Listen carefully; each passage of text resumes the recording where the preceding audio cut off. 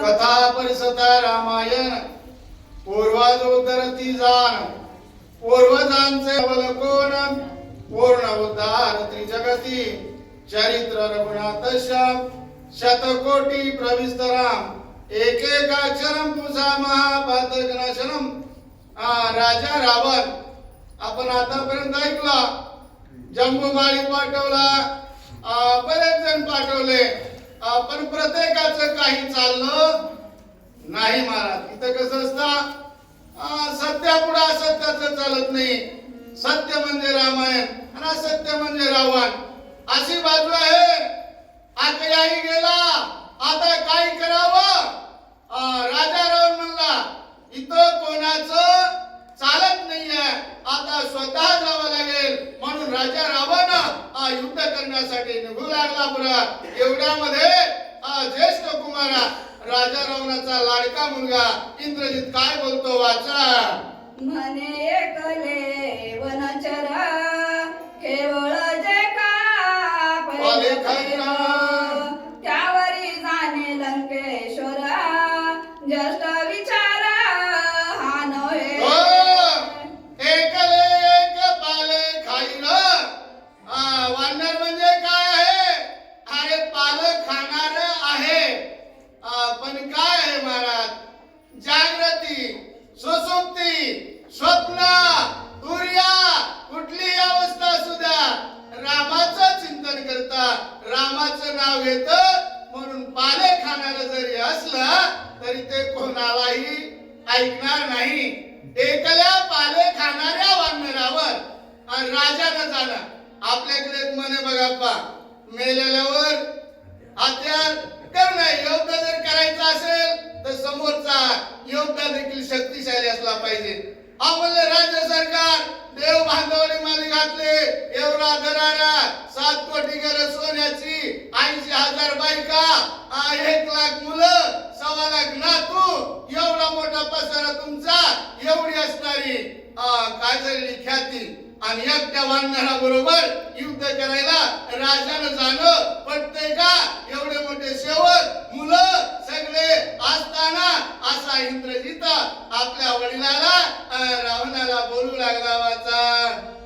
वीर घेतला रणधाक म्हणून जाणे दशामुख, मी तुम्ही तव घरगुती सेवक आवश्यक माझा.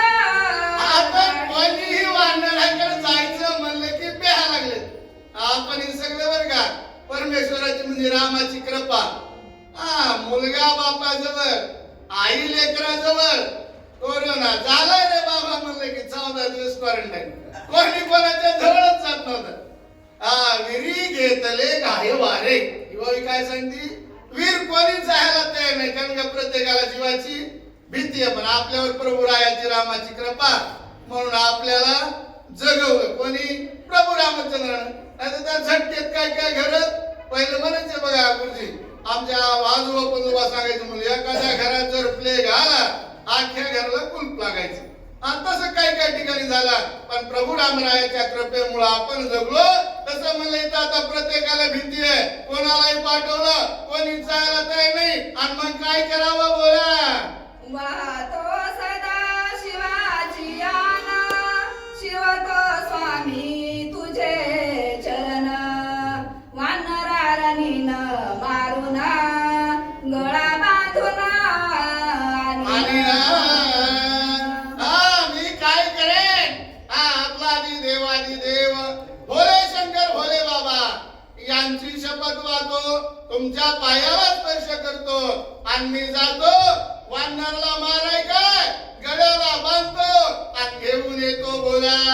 निराहारी ब्रह्मचारी तो इंद्रजिता ते मारी, इंद्रजित न मारे कपीचे करी, हा फळहारी असते बघा कार्मिका, इंद्रजिताला वरदान आहे.